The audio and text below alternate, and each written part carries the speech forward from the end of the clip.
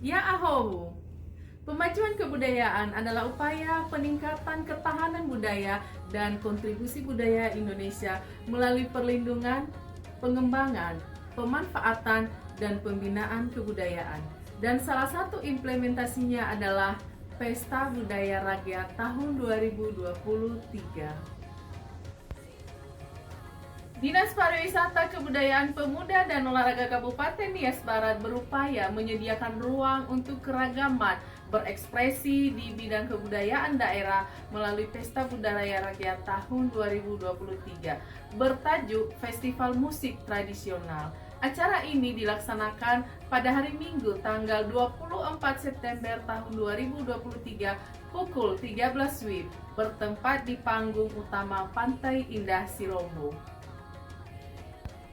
Pada festival musik tradisional ini, kita akan menyaksikan keragaman musik etnik dan keunikan budaya khas daerah yang dipresentasikan melalui penampilan sanggar dari kecamatan sekabupaten Nias Barat. Tidak ketinggalan juga talent-talent muda berbakat Nias Barat akan tampil untuk memeriahkan acara ini.